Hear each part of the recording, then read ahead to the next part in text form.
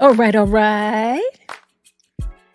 Happy Tuesday, everybody. Happy Tuesday to everybody who is at the sound of my voice right now.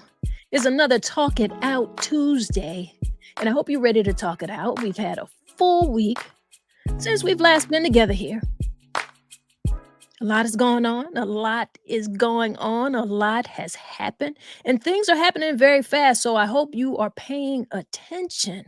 All right. This is going to be a very good show for you today, a very good conversation. So thank you for joining us. It's going to be me, Miss Tanya, you know that, and Miss Tori will be in here in a few, and we're here to talk it out with you.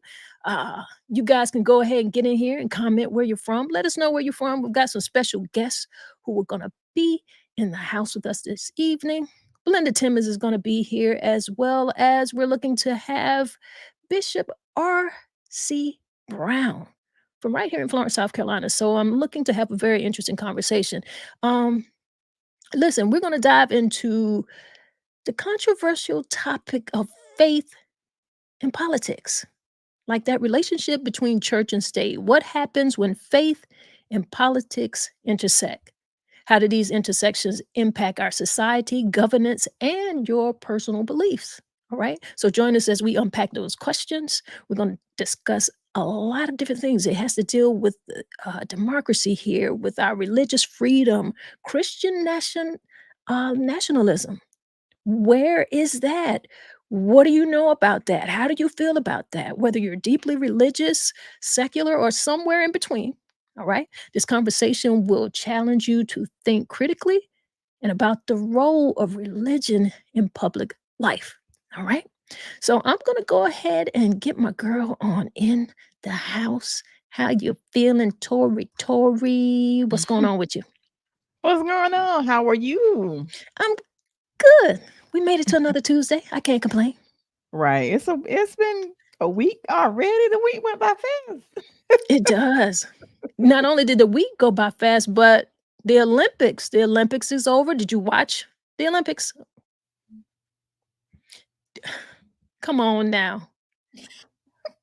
How you don't watch the Olympics, Tori? You didn't watch not one event. You didn't watch the basketball game, Tori. I watched the highlights of what y'all posted on Facebook. Okay, so did you see some of the races, some of the track and field? I did.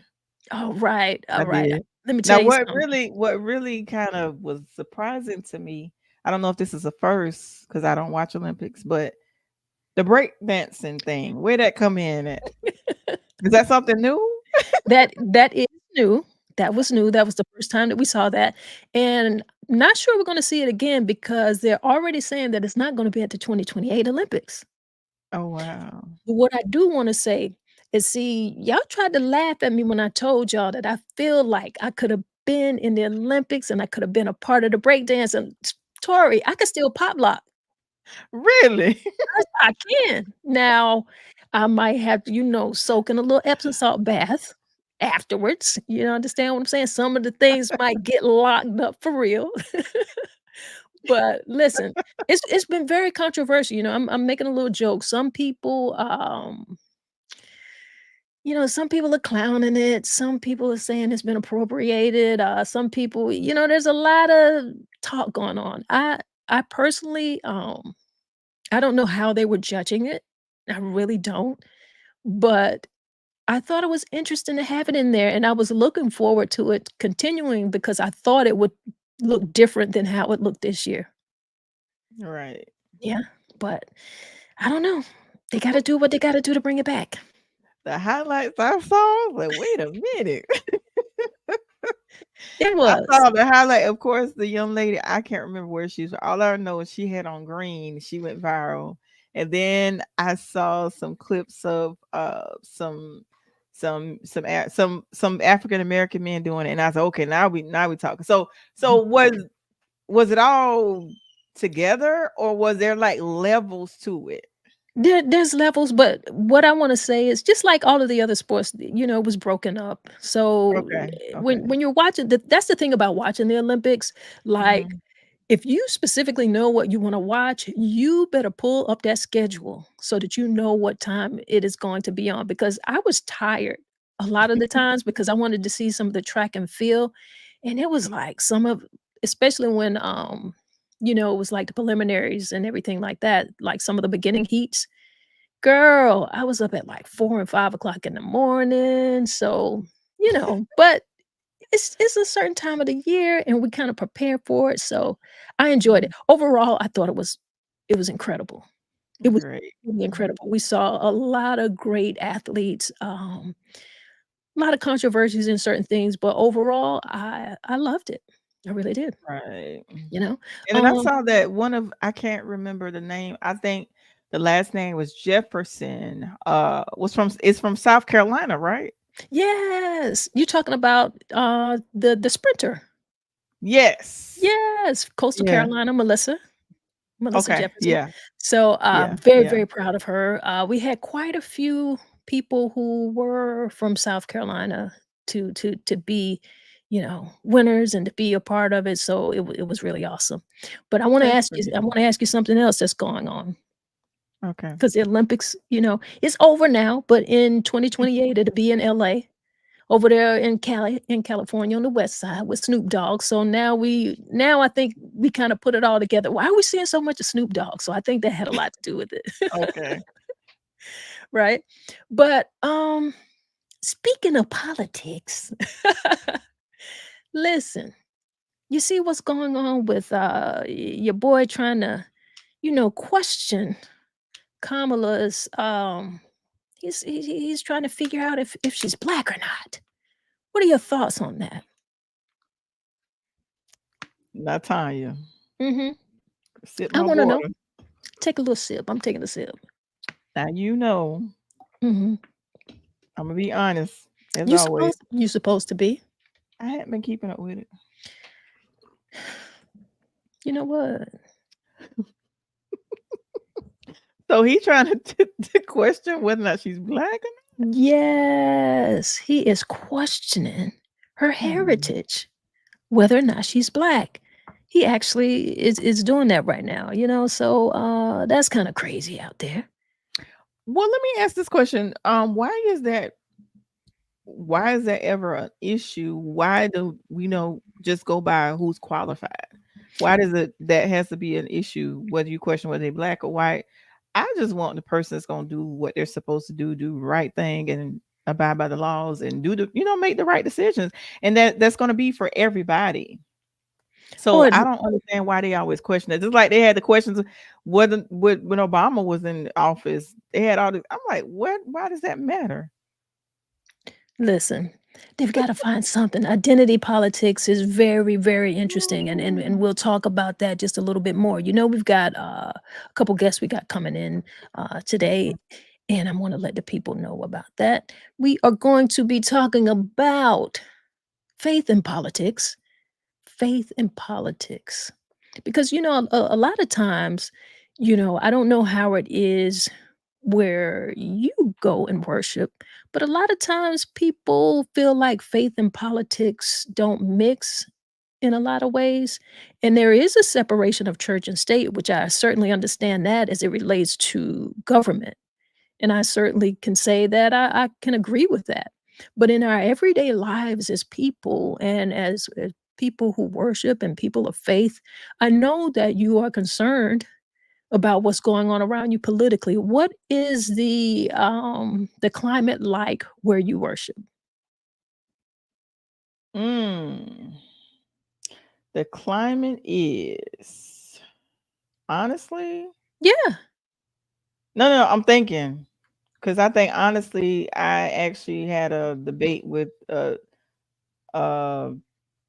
about me and another member in opposing views Mhm. because they actually support Trump, and I was trying to figure out why, and it was kind of going to the left, so I decided to just stop the conversation. So So you actually do have the conversations. At least you're having the yeah, conversation because yeah, yeah. I mean, But listen. I think sometimes I kind of, for me personally, I keep it separate because sometimes it can go to the left. Some people are very passionate about it, and to the point where some words are said, and when it gets to that point, then I shut down and I just kind of just stopped the conversation. I got you, but I mean, those type of conversations can happen whether you're at church or not. That just Yeah, happens in yeah, everyday life. That can happen yeah. at the grocery store. That can happen at the gas station. But my thing is this: usually during the political season, you often see a lot of candidates who all of a sudden start appearing in the community, and one of the places that they typically go to It's are church. right, Yeah, it's right. church. It's So, people say that there's a separation and they pick and choose where that separation is gonna be. right. Right? But Hmm. like I said, everybody's a part of the community. People who are a part of any faith-based organization, listen, you have to be concerned about what's going on as well. So that's gonna involve some politics. So you have to have a point of view. You have to be concerned about who is on your local school boards, who's on your council, all the way up the ticket, all the way up to who the president of the United States is, you know? Hmm. So that's some of the things that I really want to talk about with our guest today. And I think we'll go ahead and start bringing them in. I want to let people know who we're having, just in case they didn't know. Just in case they didn't. How y'all doing? How you doing, Belinda? I'm doing great. How are you? I am doing very well. And Bishop, how are you? I'm working toward being at my best. Thank you for having me. All right. Well, I tell you what, here at Talk It Out Tuesday, this is what we do. We talk things out. So it's pretty straightforward, whatever it is that we're talking about. And it can be from us just watching the Olympics, politics right now, all the way to November. It has to be, on the tip of our tongue. It has to be within our conversations because we've got a lot on the line right now. At least that's what I think. So I'll start with you, Belinda. And let me ask you a question. As it relates to faith and politics, what's one thing that comes out on your mind immediately when you hear that? Well, it's very simple for me because my campaign is based on faith. And when I decided to run for the Senate seat, it was strictly God calling. I fought because I know how politics work. And it's not a fun game, it's an evil game. And you have to be rooted in Christ if you're going to survive it being a Christian. So when it comes to faith and politics, for me, that's the only way that I can handle it. The only way. I Because I knew on this journey that it would not be easy. And that's why I fought as I used to did not believe. So, Bishop, I apologize when people would say I tussled all night with God not to preach. I'm like, that's not so. Trust me, I believe it now. I believe it now because I truly, truly knew that this would be a battle. Mhm, And so, with saying that, I believe the only way that we are going to change things is we're going to have Christians that truly believe and have faith to run for positions. mhm. So, like I say, I'm running for Senate seat 31. It's predominantly was by Republican the whole time, and here I am, a Democrat running on a Democrat ticket, and I kind of, as they say, I stepped out of my lane. Mhm. And when you step out of your lane, it's like they're going to make sure you don't do that again. Well, I tell you what, So, we're going to get a little bit more into that, but I want to stay right here for just a moment in the conversation as we just talk a little bit about faith and politics. And I want to ask you, Bishop, as a faith leader, like you give us an idea of what the climate is like as it relates to what is going on right now in our country politically, because we also know that we're dealing with a lot of Christian nationalism, and that is a little bit different from, what is going on in the typical everyday life of faith based organizations. So give us an idea of what your first thoughts are when we say faith and politics. Well, first and foremost, my first thought is thank God that somebody recognizes, understands, and realizes that faith is not locked out of any facet of our life, any part of our life, that the Bible, God, He's involved, interested, and intricately sets people in particular places, like our next senator, Sister Belinda here, sets people in places so that they might be able to enact His will in the earth. Because all of working through the will of God isn't just from the pulpit. One of the things we attempt to teach and preach at our church, as a matter of fact, we're starting this series this particular Sunday. It's called the I Occupy idea, the I Occupy conference. Luke, or we just had the I Occupy conference, but I'll be teaching on I Occupy starting this Sunday at Sword of Truth. Shout out Sword of Truth, shameless plug, 1125 West Egmont Street is the place where winners worship. All right, put that in there. but here we go. So Luke 19:13 says, and he called his 10 servants and gave them 10. He called his 3 servants, gave them 10 pounds and said, occupy till I come. Well, the word occupy there means do business, but it also means take up space. Well, do business and take up space where? Because it's not just do business in church. It's do business in the marketplace. It's do business in politics. It's do business in education. It's take up space in the world of family. It's take any place that there is an inch. God wants a Christian to take up that space, to fill it full of His thoughts, His culture, His climate, His idea, His nature. All right, Tori. I'm going to let you ask a question to our guest here today. If you have anything that you would specifically like to go ahead and ask them. That was actually the question that I was going to ask about the faith, and Bishop actually answered the question, because I wanted to know what he would, from a pastor's point of view, and he basically answered it. So I'm gonna let you do the questions, because he actually answered it thoroughly, what I was expecting. Because I was one of those people, like he said, point blank, period, that you can't separate the faith and politics. I was one of those people that would try to separate it. And he's absolutely right. You can't separate it, because I would try to avoid those. Me personally, I was trying to avoid hard conversations, because sometimes the conversations, and like you would tell, like some conversations, like I said, like there's someone I know that is a Trump supporter, and we both are considering ourselves to be Christians.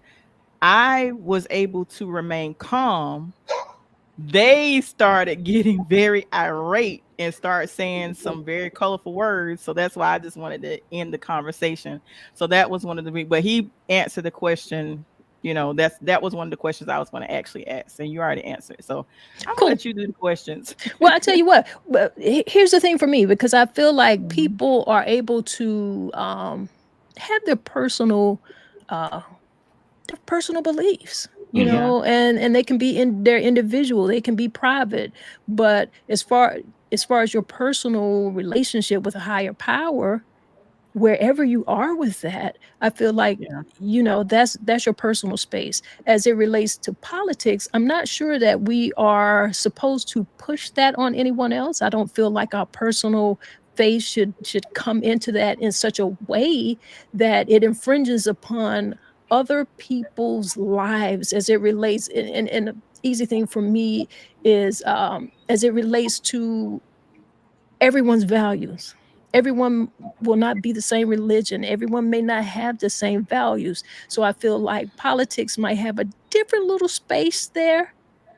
But obviously, like what I like to think is, there has to be a separation as it relates to governance. But as it relates to life, politics is a part of our life. So that's kind of like where I sit with it. And that's where it is. Let me ask you this. With what's going on now with our leading political candidates, what do you feel like overall within, because we all right now we all happen to let me do something here. Check to see if it's freezing. All right. Well, I feel like this, we all get an opportunity to express whatever it is that we want to express in our own religious practices, but you also get to do that politically. as it relates to that, how do you feel about candidates coming into or going into church when it is a political season? What does that look like for you? How do you feel about that? I'll start with you, Bishop. Wow. Wow. I was hoping you'd pass it over to I'm Well, gonna get I'm to her next. so let me, you said that this is Talk It Out with Tori, or Talk It Out with Tanya, right? And It's talk it out. let's talk it out. I feel that if a candidate decides that the only time they're going to come into a ministry is just to attempt to share their platform, that's a large level of manipulation, Mhm. especially if after they are elected, or maybe even not elected, you don't see them again until it's time for another level of reelection. That means you're not concerned about the people and their lives. You're not concerned about that community of faith. You're more concerned about your platform and the votes that those people of Yeah. faith are able to garner and to get, because they can say what they want to say and they can attempt to minimize church as much as they want to. When it comes to definitely the black community, well, the church is still, particularly in some settings, the black man's country club. This is where we all kind of gather, and it Yeah. still has a level of power. It still has a level of influence that saturates throughout the community. So then, if you understand that, and they do, uh, they'll end up using or manipulating that power and that influence if the only time you see them is during that time, and if they're not giving that pastor to whom they utilize access into their chamber to have conversations and to push certain agendas for the congregation that pastor serves. It's like you give an ear to and you try to fight for some of their needs, desires, and wants. And so that's my feeling with that. Now, those who are really locked into service and locked into church and it's on a regular, that's not manipulation. But the other ones who show up and say things like 2 Corinthians, we know you have absolutely no idea about church, and so then there's that. Right. Well, Belinda, as you're actually a candidate, I know that you know how important your local faith organizations are to candidates because a lot of our people are in church. So how do you navigate that yourself? Well, that is a great question. And as the bishop was saying, when I go to the whole service and I tell the pastor because I guess they're so used to people just coming and speaking. And I said, no, when I do come, I want to worship with the congregation. Because as the bishop said, I did not want that stigma tied to me that I'm politicking to the church. So when I do visit, I visit for the whole service. I stay in worship with the whole service. And I want the congregation to know that the only reason why I'm doing this right now is because I do have to meet a large mass of people at one time. But it's not, and I'm clear and I'm straightforward. I'm not there to prostitute the church, to say, hey, this is what I want and this is what I'm going to give you. I'm there to say, I want to worship with you. I am a Christian and I'm here to do God's will. And this is the means that He has sent me to do it. So that's the first thing I say to the pastor when I come, that I'm here to fellowship. But because I am running and people do have to know I'm running, this is part of the process Absolutely. that I don't like, but I let them know I'm not here to, because I only probably do one church a Sunday because I do stay the whole time. A lot of the politicians, they just come and run in, say something, run out, go to another church. But my relationship is with God. So I'm like, I'm here to get my morning worship or my afternoon worship. And visiting the churches, that's how I get it with the Okay. politics reason. All right. Well, let us get a little bit into where we are right now with national politics. I'm not specifically asking you to endorse or who you are endorsing or anything of that nature. I just want to talk about the climate of what we are experiencing right now. We have seen Kamala come to the top of the Democratic ticket, and it seems to have uplifted a whole lot of spirits right now. We are experiencing something that I haven't felt in a very, very long time. I know that a lot of people are I've been hearing people express that they are excited a little bit more about politics. I don't know if you are feeling that around you. What are you hearing in your circles about this particular ticket, whether you're voting here or not? But what are you hearing about it? Everyone's excited, but I'm gonna be totally honest with you. I knew this was gonna happen from the beginning because I'm like, when I said that I stepped out on faith, and I always make a joke out of it. I say God knew I was gonna win this race, but He had to let the other people know I was gonna win by sending another woman. All right. So that's kind of how I say. And I know everyone's excited about it. But my campaign team, when I'm watching her every day, and the reason why I'm not all hyped, because I said that's what my campaign has been about the day that I stepped out. So that's why I know that this is God called, because I tell him, I said, everything that she's saying, I've already said it.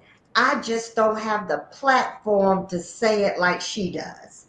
So that's the only difference. She has the resources, she has the platform. But that is my campaign, and I stepped out on freedom.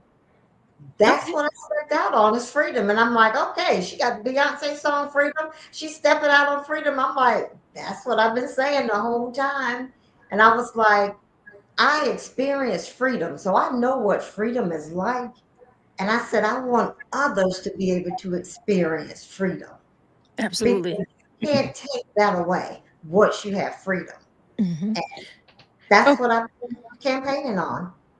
what's going on in your circles, Bishop, whether that is within your congregation or within your everyday life? What is the climate and the conversation like for you about this particular ticket? Well, before I get to our conversation, not Mhm. only did she utilize Beyonce, but I also saw she had Megan the Stallion. So I know what you're doing. But Okay, okay. Hey, let's stay right there. Okay, you said let's talk it out. Mhm. I like that you said that. You said she also had Megan Thee Stallion. Mhm. What did you mean by that? It's appealing to her African American side. I mean, it's Mhm. showing more or less that she is sister. Because now we got to remember, whenever we made history the very first time in politics was through and with Obama, but it was by and large the black community coming out to begin to vote because we started seeing our face. We Mhm. started seeing, freedom, Mhm. for lack of a better word. We started seeing something that we could relate with, and so Camilla, I think, well, Senator, Vice We're gonna President say Kamala. Kamala, yeah. We think of I had this little corny joke that I made because people are especially not pronouncing her name correctly, and we just want to give it to her. We like to pronounce people's names the way they want it pronounced. So it's Kamala. And how I want people to remember is comma. Comma, comma, comma, comma, comma. You remember that song? You It's know, she might comma. need you for one. She might need you for one of her political. Comma, comma, comma, comma, comma, Kamala. It's Because I will remember comma. that now forever. I mean, that's gonna be stuck in my. That's gonna be one of those songs that you don't want stuck up there, but it's gonna be stuck. It's gonna be stuck. So I feel like with her attaching herself again to her African American side, Mhm, definitely a smart move. But the political atmosphere, I see it from a different angle, mhm, spiritually as well as politically and naturally. We're literally on the verge of anarchy. I mean, it's just right there. It's anarchy and upheaval. Lawlessness mhm. is a kind of the bend that I sense and feel within my circle of friends and pastors and all. We typically kind of feel the same exact way, that we're barreling towards, if we're not careful, lawlessness and anarchy, which is why the other candidate, the potential candidate, has such a following, because the masses prefer feeling versus thinking. That's it. Oh, if I can feel and make me feel and do whatever I want to do, I prefer that versus having to sit and reason and have a conversation and make things make sense. Whatever I feel like doing at the moment is what I want to do. And the person to whom exhibits that level of leadership is kind of where the masses tend to run to. And so we're in a position to where we're going to have to push the agenda of thinking versus feeling, uh, Right. reason versus reasons. I got to reason this thing out, not my reason. I did it Right. because, right? But we're thinking through. We got to be able to kind of settle ourselves within what's best for the world, and not what's best for a section of people or for a moment, even if that moment in many cases is that the economy goes up. Because I mean, you can't take away from our former president's time in the presidency when money did change a bit. I mean, he's a businessman, he did business, but a businessman and president, two different things. Absolutely. And then also that was still for a particular Set of people, cast, right, you right, know, for of a Right. particular set people. of people and a different dollar amount, Yeah, kind we're talking totally different tax brackets. And of. when and the conversation that we're having here and the people that Tori and I typically talk to, we're talking about everyday people, people who go to work, people who have children, they're trying to balance their grocery and their medication. That is what we're talking about. That everyday person who is going to work and still trying to figure out, you know, what am I going to pay and how am I going to pay this? Which is So for us, deal that with whole conversation doesn't matter. He wasn't a president for us. Yeah, And that's why and we have to deal with reason more than anything else. Because although he wasn't the president for us, because those to whom he was a president for have the dollars to paint the picture the way they wanted to be painted, then those to whom are stuck on feelings will ride that wave versus those who go in reason and understand, no, hold on, wait a minute. We're talking about this segment of people, this section of people, not them. So right. let me be able to bring to the forefront that no, it got good, it got better for you, but Mhm. it wasn't good for the world. That's what I meant. Not a Yeah. section of people, but for the entire world. That's the agenda that we got to push, whether it be comma, comma, comma, comma, comma. You, Kamala. that's going to be stuck in my head forever. I got to listen to another song tonight so I can go to sleep off that. We got to play Biggie or something in here so I can Hey, get myself okay. back together. But at any rate, that's the kind of way we got to kind of ride it. Because if we don't, and a certain political party takes the position, then anarchy is next. Yeah, Yes. and when Yes. you say that, I know that we have to think about that on a national level, and Belinda, we have to think about that on a local level, Yes. Mhm. and talk about how important it is for us to look at who we're putting in local seats, who we're putting in these state seats. Talk a little bit about that and why you you know that to be important, because I know that you know because you're wondering, but tell people why that is important. It's important with our local elections because the local politicians are the ones that shape your everyday lives. They're the ones that's passing the budget and what the government is getting ready to do if our other opponent gets into office. They're going to start handing down policies to your local government. So if your local government is doing the bidding for our US government, it doesn't matter who you have in Washington. If you do not elect the right people for your local governments, they're the ones that's appointing all the judges. They're the ones that are appointing people that sit on boards, on commissions. They're the ones that do the tax in your counties. So that affects you directly. So we get excited, and we should get excited about our national election. But in reality, your national elections do not affect you like your local elections. And when I say your local elections, that's from your school boards, that's from your county council, your city council, your house members, your senators. Those are the ones, the senators are the ones that make the laws for the state of South Carolina. Your So if mayor. you don't like a law in South Carolina, it's because your local senators, they got 46 of them. They the ones that pass the bills, and they're the ones that make the laws. They're the ones that determine how much money is going to come in your district. They're the ones that determine who's going to get what. Senators have a lot of power. Okay. Lots of So power. let me ask you, you're running for a seat, seat 31. What Yeah. is it that you look to bring to this seat that we're currently not getting here in South Carolina? Well, what I currently going to bring to this seat, and this is what I tell, and we talked about it earlier. I am a common working citizen that understands the needs of trying to live every day. And I said, I won't even say that the politicians that are at the table don't care. I said it's that they don't understand because they're out of touch. Whenever they're sitting down, they're sitting down, their daily life is how to get a deal passed, how we're going to do this. They're thinking big dollar figures. They're not even thinking about what we think about every day. Do I have enough money for this grocery bill? Or do I have enough money for the light bill? Or am I going to have enough money to make the rent?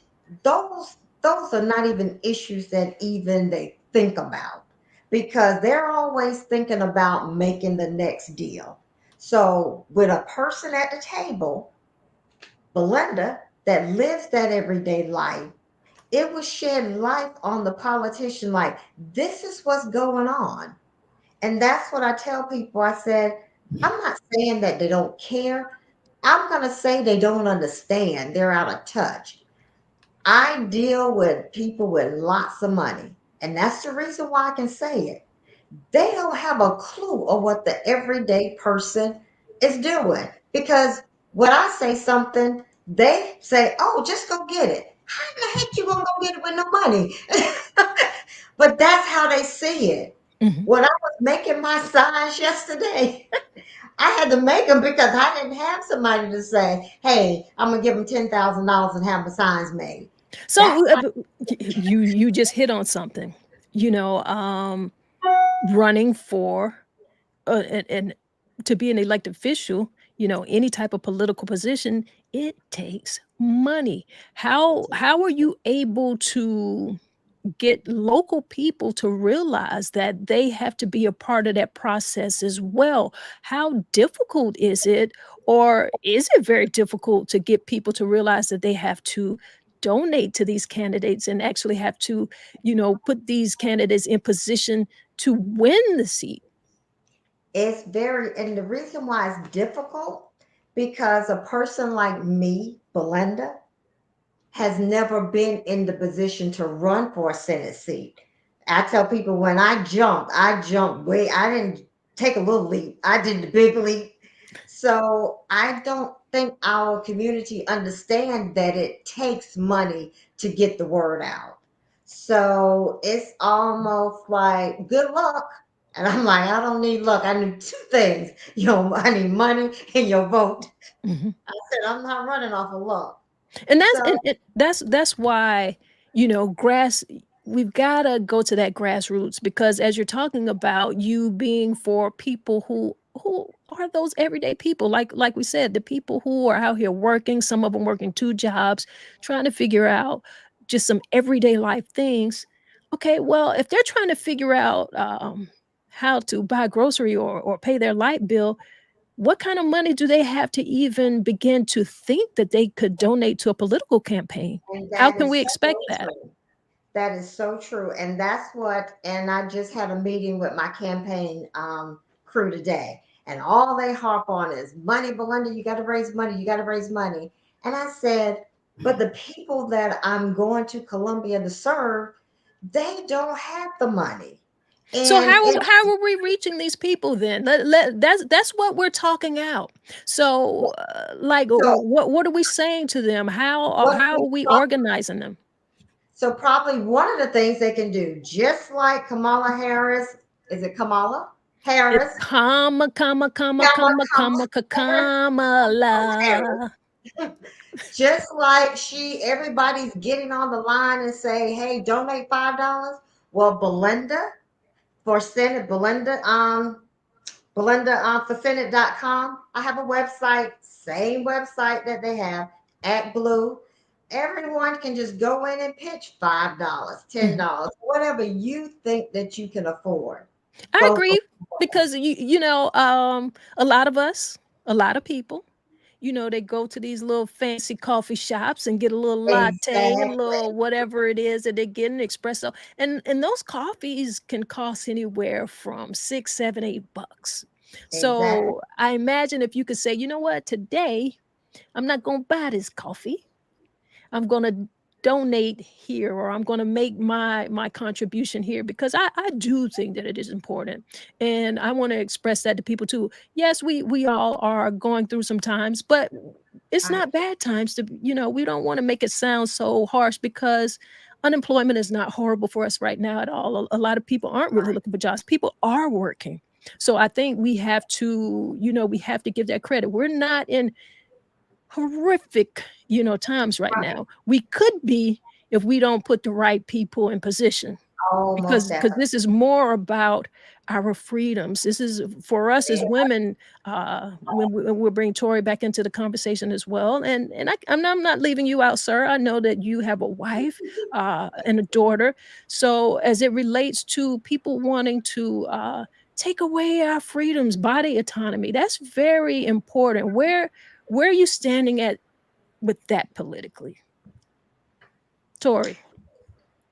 What we Jump talked in about here. last week when we were talking about the body, Yes, ma'am. that for me personally, that I don't feel that we should have the right to be told what to do with our bodies, because being transparent, and I think I shared this before, but being transparent, I was raped and I had to make a decision, an ultimate decision to my body. I made the decision that I didn't want to have that child. But with these decisions being made, people that are in that situation, you're telling me that I have to have this child.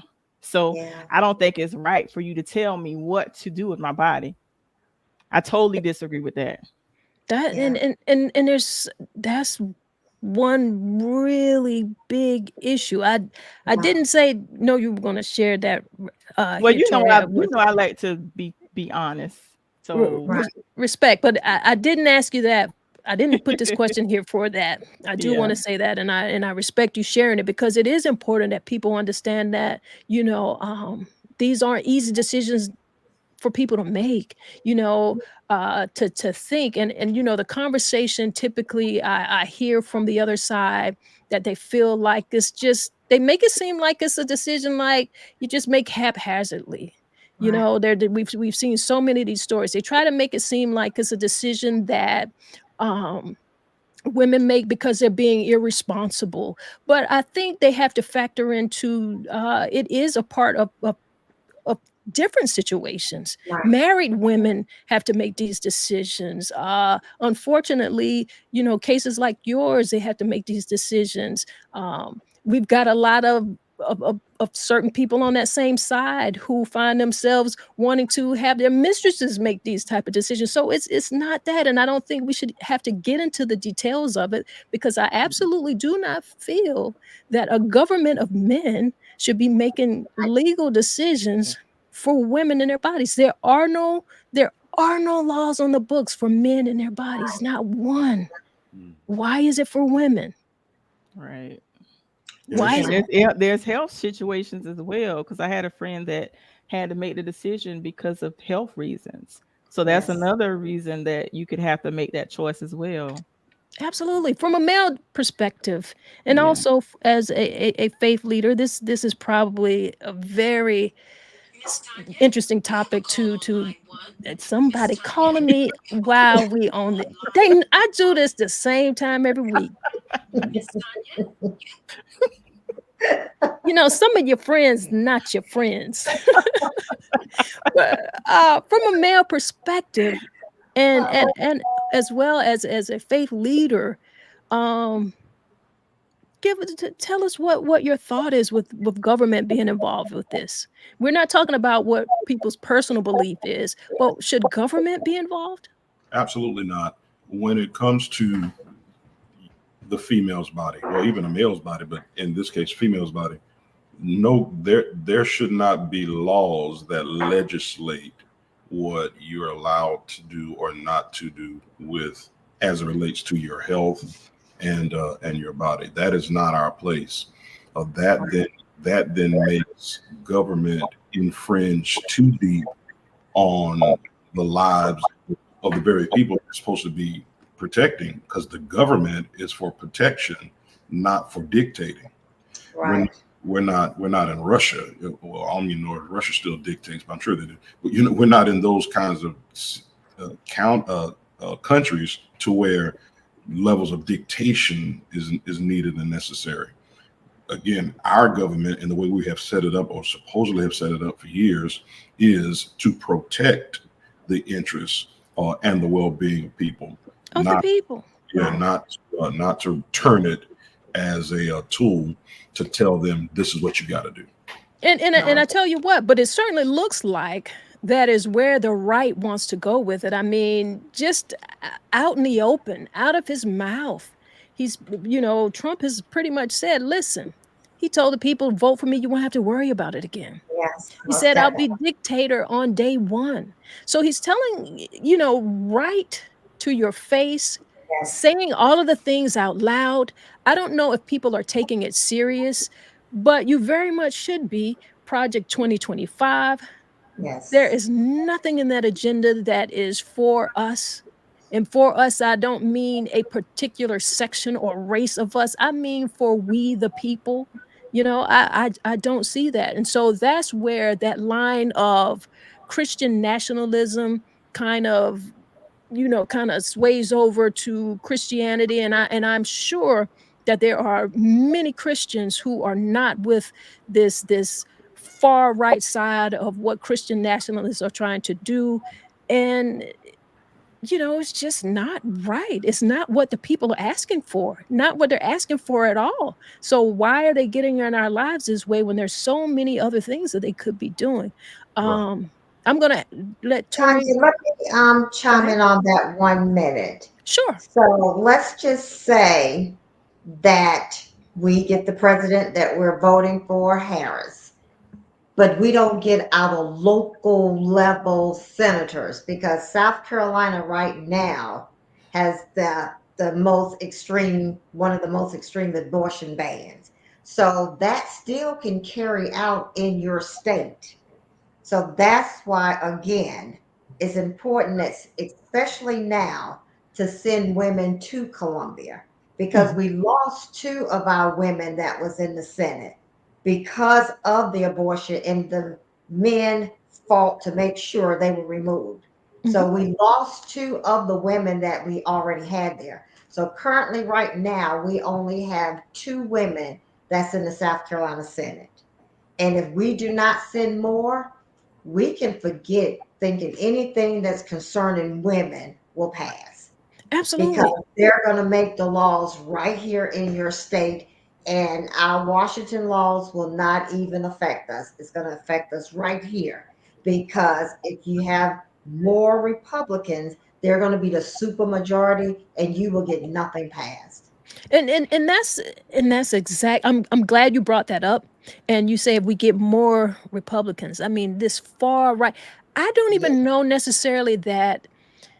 I almost don't even want to call them Republicans anymore because I don't even see Republicans anymore. I see MAGA. I see this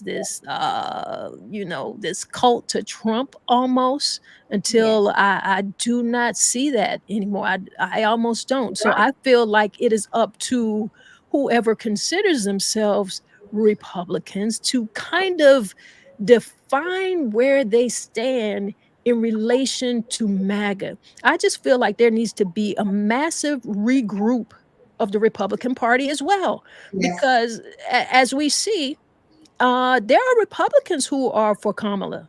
I've seen that. There are a lot of them who are coming out, and they're not changing to say that they're Democrats, but they realize that, listen, we cannot vote for this guy. This is not our party. What has happened Right. here? So I feel like more Republicans need to realize, like, we've got to do some regrouping, and more Republicans might need to realize we have to get someone else in office because this guy is not it.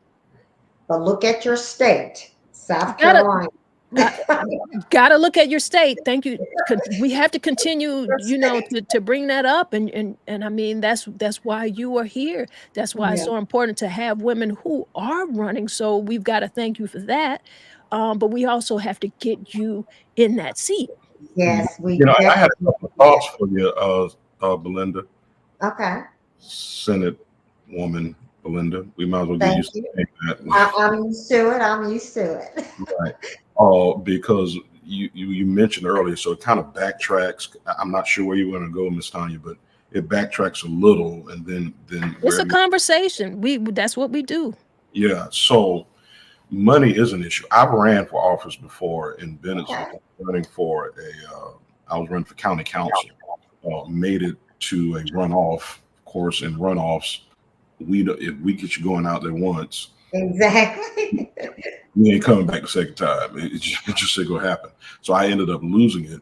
I probably needed to because we relocated to Florence anyway, so I wouldn't be able to keep the seat, but for so long. However, because you do represent those who are marginalized financially, there's so many other ways now that we can help mobilize movements for you that may not have a dollar sign connected to it much at all, Right. such as, TikTok is everybody's go-to. Most people go to, especially our millennials and down. And when things go viral, or they start trending, then Right. to have something trend costs people nothing but a share. So it's grabbing a post, is creating a poster, starting a movement, is pushing your agenda, is doing a TikTok, is doing a video or something, and then have that proliferated and pushed through that medium. Facebook, I mean, and then sharing that thing over and over again. Now the message gets out prior to you having any kind of money, because most folk who tend to go viral and become famous were broke prior to the social media moment and that movement. Anytime you can get into cookouts and family gatherings, and any of those things, and start the conversation and have your name become more common, just in the I believe I heard Ms. Tanya say it, the grassroots side of that, Right. which again, those who have money, well, they have artificial grass, so it really looks like You're right. Right. Well, I tell you what, I mean, what you're saying is right, but that is also easier said than done, because there is no formula to going viral, and and you can't even begin to you can't even make a video to say that I'm getting ready to make a viral video. But you did say something that was important. Um it costs nothing to share. So even just a sincere brief message, being able to share that and have people, just continue to share. I can understand that. I also heard you say, just at our family gatherings and our conversations, we're Right. supposed to be having these conversations.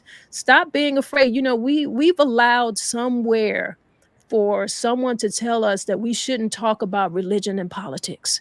And I don't know who decided that, but I know that that does not work to our best interests. And the only reason that I can imagine that they didn't want us to talk about religion and politics is because they knew that we would be having intelligent conversations that would work to better us as a people, and they didn't want that. So we've got to change that. And that is why, right here in this particular space, we knew it wouldn't be popular to talk about politics. I've seen my channel be shadow banned a bit. I've seen a difference just based on having these conversations, but we want to do it because we have to use our voice in this way. This is what's going on in our life. This is important. This is probably, to me, probably will be one of the most important election cycles maybe in my life, maybe Yes. all of our lives. So how do you explain that, Bishop, to your young people? And then after he, gives his response, Belinda, tell us what is it that you're doing to relate to younger people? Mhm. So how do we explain it being that important? Yes. Well, usually I attempt to help them see their Bible as some people use it as acronym, basic instructions while living on Earth or something like before leaving this Earth. All that aside is trying to show them how the Word relates to their everyday life, and here's how they end up finding places of power. Because if the only place they think that they can have authority, power, or that God can use them is in a pulpit, then they'll shut their mind off from all things in the world, or all things even in Christianity. So I have to tell them things like Isaiah 9:6, for unto us a child is born, for unto us a son is given, and the government is on his shoulders. We have to kind of tell them and show them how prior to the shifting into democracy and things of that nature, scripturally, kings who made laws would consult with priests Right. before they made the law. It became a symbiotic connection between Christianity, sanctification, and the law. They had a consult. Not that they always did every single thing that the priest said, but before they made an edict, they ensured that the priest understood, and or that the priest had a say within that moment. So they're going to, I show them how they fit within that whole making. Because you might not be a preacher, but Right. you can definitely be a sanctified politician. And I feel like we ended up having more people pushed toward preaching when they should have been pushed toward filibustering, because they weren't called to a pulpit; they were called to a lectern.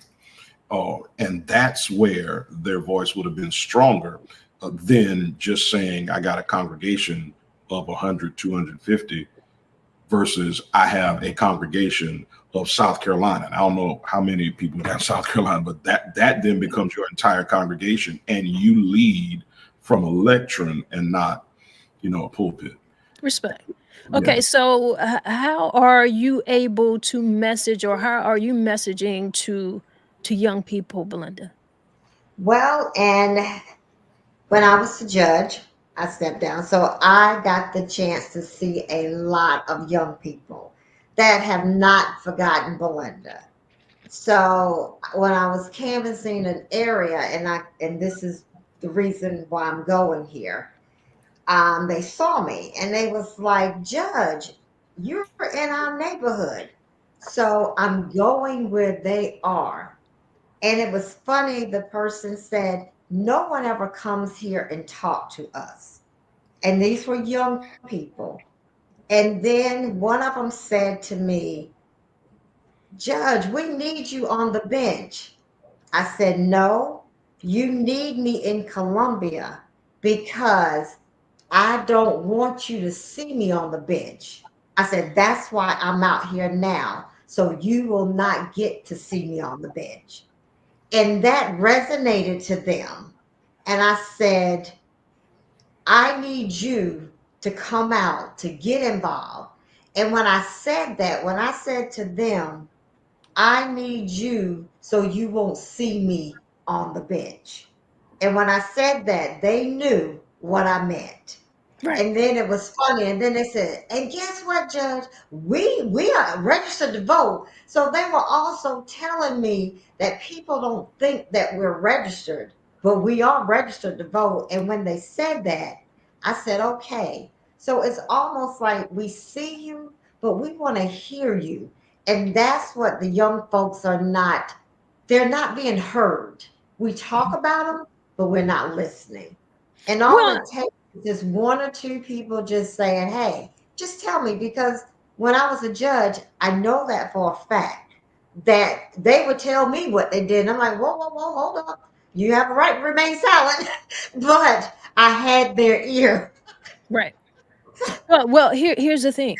You're absolutely right, but well, not but, and they have to hear, people who are their age. They wanna know what some of the people that they look up to and who is in their peer group, what some of their political beliefs are. They need a draw, and so I'll go back to, earlier when Bishop mentioned that Meg Thee Stallion was at one of, Kamala's rallies, and I've heard a lot of things about it, some people saying, "Well, why would, she have Meg Thee Stallion at one of her rallies?" And I said to myself, "Well, Meg Thee Stallion has a reach of young people that she does not have." Right. And we have to respect that. And I Right. also respect that, that's where she is. Meg Thee Stallion is a very intelligent young lady, educated as well. She happens to be a musician, she raps. So we have to respect that. And I felt like it was in a lot of great taste. People were talking, I was like, okay, well, she had on what was like a suit, but she tailored it into a fashion that was young, that was, fly. And if you know anything about Meg Thee Stallion, she could have come very, very different, and she didn't. So it was very tasteful. It was very respectful. I feel like it was very much in line, so I appreciated that she had her there, and I feel like we need to have more, entertainers within that, within young people's viewership who are willing to say, "Hey, we need to look here, we need to look in this direction," whatever direction that is, but, stand behind it. Now, there's one bill that, and mostly is for the younger generation, and I talk about it all the time, and it's simple possession of marijuana. I said our General Assembly is talking about medical marijuana. So I said one of my fights will be to decriminalize simple possession of marijuana. I said if we're going to talk about making it medically, we cannot continue to arrest people for simple possession of marijuana. So when I do say that, I do get the okay, we can get with that. But it's just simple. It's like But you're mostly all right. states now have legal marijuana, and we're still arresting people for simple possession, but yet you're going to make it a medical use, but still criminalize it. I said, Make it don't make make, sense. So, just Belinda, make that's one of the things that I'm saying. So, yeah, because do that on a video, say that yeah, on a video, post it, okay, because got it. those young folk will look at that like, well, hold on, wait a minute, what she just said? Uh, Absolutely. she just You said you we're not going to. You And should then they're say like, we're well, not you need to arresting. excuse me. Yeah, Exactly. saying it on this platform is great. Video that Yeah, folk do something. Started with somebody smoking marijuana. I don't know, but then and then move into here's my political stance. Vote for yeah. me. Dot, dot, dot. or, let them have a prop. A Mm. prop, because it is a Oh video. yeah, yeah, right. So not that's what I mean. Don't act Yeah, like you're smoking weed, and I would do that. But there's a picture, a prop, or something, or just show the blunt. I mean, they were talking about Snoop, how they use Snoop, Yeah, the exactly. right, Olympic thing. Well, use And Snoop, here's what Martha Stewart, they best friends. right. And right? and and and see, these are the type of conversations that we should be having. Like, I feel like when we're in conversation, there's things that we can figure out. There's more that we can do. And this didn't cost us anything, Right. but we see that there's value here. We can go somewhere with this. Well, guys, we've been talking over an hour here now. I can't even believe it. Typically, we talk for an hour. I do want to ask you to leave one final message. So you think about it. I'm gonna allow Tori to talk to some of our people in the chat. It has been busily going on here. We are here talking about Tuesday. We talk about life, people, and politics. And Tori, I'm gonna go ahead and let you get some of these comments on out here. What time stamp will we start? Okay, Suzanne says Belinda Timmons will win if every woman in Florence County votes for their own freedom. This should not be in Democrat or Republican vote. It is a vote to free women from politicians. Q says, thank you for reminding the people that all politics are local, which is true. Tawana says it costs nothing to share. Tawana says, our youth should be raised up in knowledge and understanding. They will be the ones who are being raised up. Tawana also says we have to capture the attention of our youth on their level. Yes. All right, all right. I mean, we've got a whole lot of people who have been engaged in the conversation. Want to thank everybody who has come in and been a part of the conversation. Share this. We talk about sharing, share this because there's been some key things in here that other people who didn't get an opportunity to be here with us tonight, they might need to hear it. All right. You want to give your final message here, Bishop? Absolutely. One, thank you, Ms. Tonya, for allowing us to sit on your platform. You could have anybody you want, I'm sure, but Yes. allowing us to come, I appreciate that. And I'm honored to have shared this space with three brilliant young women. Here's one of the things I guess I want to leave with everybody to understand that there is a need for this level of conversation. There is a need for faith and spiritual, and I don't want to, well, let me just say faith, for faith-based people, for those who have a deep belief in God, to be in positions of power, to be in positions of influence, so that we're not having to have our young men or women in front of a judge for something that they've legalized as it relates to medical marijuana. Here's what the scripture says. Here's what the word says, Proverbs 29:2. When the righteous are in authority, the people rejoice. But when the wicked beareth rule, the people mourn. You can already kind of see the differentiation between those two polarities playing out right in front of us. When someone who does not have righteousness embedded in them, then there is a bunch of mourning happening with the people. But when the righteous stand in and give ear and give mouth to situations righteously, the people then rejoice. We need more of us in those kind of arenas and more conversations such as this, so we can break away that stigma of the separation of faith and politics.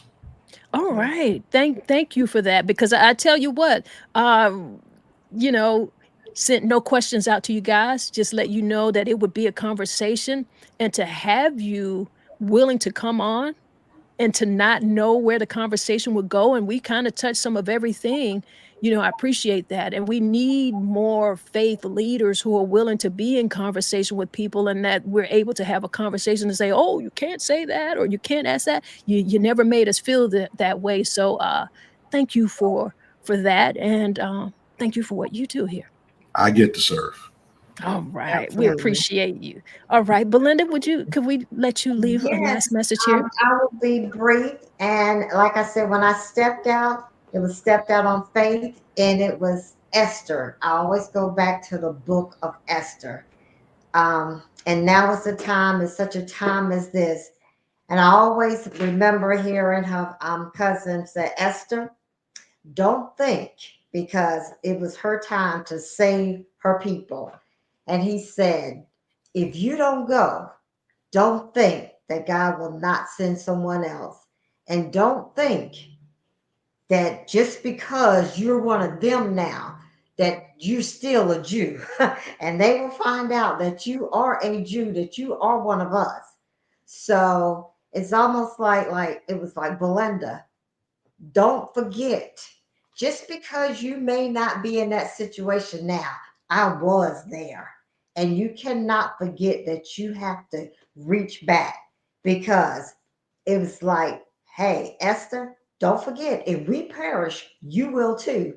So it was like, Belinda, whoever perish, you will too.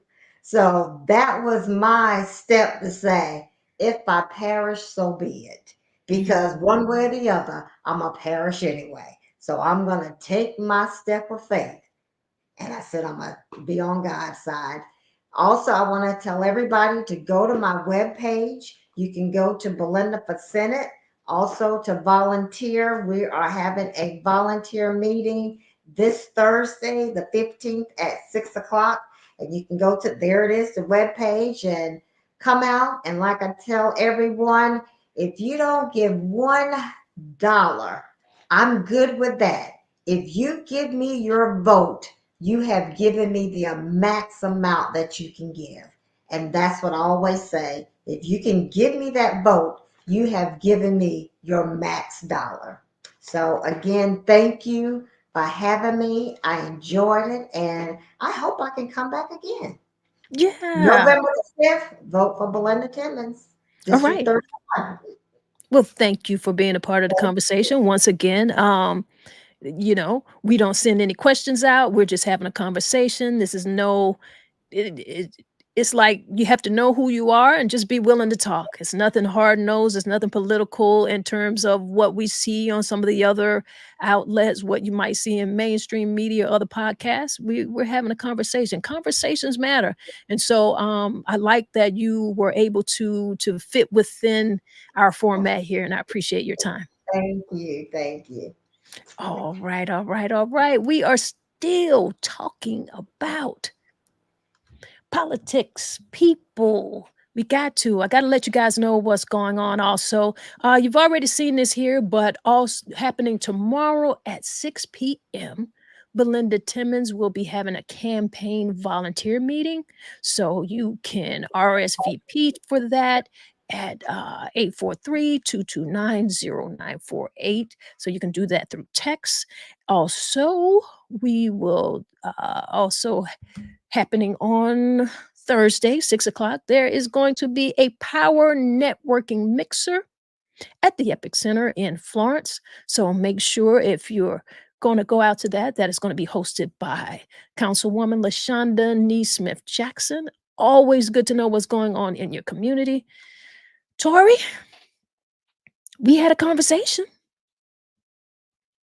You got to unmute yourself if you want me to hear you. My bad. This was really, I was saying this was really good because early on my internet was acting up and I thought I was muted earlier. And my son was like, I heard you on the line. I was like, oh Lord. But Yeah. I think that we as a people, for whatever capacity, we are called to serve. So Mhm. we have to determine what capacity that we are. So like for you and I, our voices, we have a platform where we can use our voices to get people out, because I want to do whatever I can to encourage more people to vote, because like I Right. say all the time, I wanted to make sure that my son wouldn't be ignorant as his mom was, because when I was 18 I did not register to vote. I didn't know what the hype was about, but I made sure that he knew, and I educated him, and he was actually excited to vote for the first time at Yeah. 18. We So have I to. think we got to get out there, because what's discouraging to me is because it's like Miss Belinda stated, it happens locally. We got to vote in the local polls, and it's very discouraging when I go to vote in our local primaries, and I'm like the third person, and it's like in the evening, and I'm We've just the gotta third stop person. that. Yeah. Why is that? There's no line. Nothing. You've gotta be encouraged to know that what happens in your local election is what affects your life the most. And so, Absolutely. all of these people who are running in these state offices, make sure that you find out, help them Ab- out. Absolutely. All right. Absolutely. We had a lot of people who were in the comments Yes. tonight.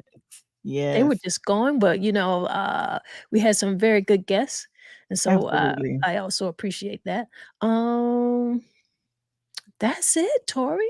That's all I got for the people. Listen, I'm getting ready to go have me a little cup of tea. And listen, make sure, Mrs. Belinda, if you haven't already, make sure you put your website in the comments as well, that people may have missed a flyer, so that they can RSVP for tomorrow. Also, that if they want to volunteer as well, like say they can't make it tomorrow. And also the website, I'm sure with that website, if correct me if I'm wrong, time, you can also go to that website to make donations as well. Hopefully you can, but their number is there as well. You can call for questions at 843-229-0948. Make sure you guys show up and show out in the polls. Yes. All That's right. what we can do. That's what we get to do. We Yes, get the privilege and we have the freedom to do that, so let's make sure we keep these freedoms, okay? exactly. Freedom. Okay, when Exactly. y'all hear Kamala come out there, and I already told y'all how to pronounce her name. Do I need to remind them, Tori? One more Comma, time. Kamala. Don't blame my singing, but you can remember that. Okay. All right, let's get on out of here. Thank Peace y'all out, once again. y'all. All right. Thank you for being a part of the conversation and be a part of the process. All right, y'all. All right. One love. Good people.